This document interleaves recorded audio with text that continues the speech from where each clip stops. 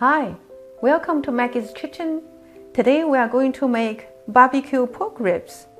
Even though it is cooked in the oven, but with some secret ingredients in this recipe, it is still full of smoky flavor and juicy and tender.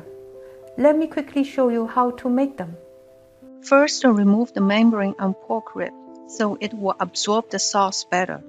Then slice some ginger and onion that will be used in the hot bath for rib. You can use any onions here.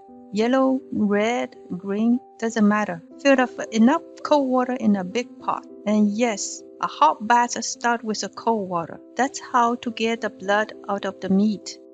Adding the sliced onion and ginger and some cooking wine or vinegar. Once it's boiling, let it boil for a few minutes until no more foam forming on top. Then rinse in the cold water. Drain and keep aside. Now preparing the barbecue sauce. I have 1.7 kilo pork rib today. Here is 5 to 6 cloves of garlic, chopped and minced. About 5 pieces of anchovies. Anchovy has a very powerful, strong flavor. Little bit goes a long way. Finely chopped and set aside. 1 small can of tomato paste, not a tomato sauce. About 1 cup of beer. 1/3 cup of brown sugar. Adding the garlic we chopped before. 1 to 2 teaspoons of smoked paprika is a key ingredient to have a barbecue flavor here. About 2 tablespoons of light soya sauce. Some salt and black pepper according to your taste. Then anchovy paste we chopped previously. Mix everything together. Coat each piece with a thick layer of barbecue sauce.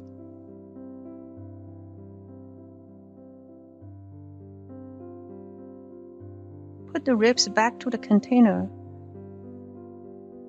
and cover with a plastic wrap. Leave in the fridge to marinate for at least 2 to 4 hours, better overnight. That way the meat will have a better taste and flavor.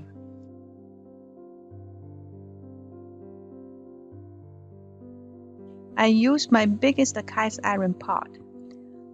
Line up all the pork ribs. Drizzle the remaining barbecue sauce on top. And finally, put a few slices of pineapples. The juice will tender the meat and add extra flavor. I baked at 350 Fahrenheit for 20 minutes. Then lower the temperature to 250 Fahrenheit for about 3 hours. Then I remove the cover, broil for about 7 minutes until the ribs become what you see now. It looks so colorful and smells amazing. Let's have a taste. The bone just full of the meat with no effort. And it's juicy, tender, and tasty. I hope you will give it a try and let me know what you think. And as always, thank you for watching. See you next time.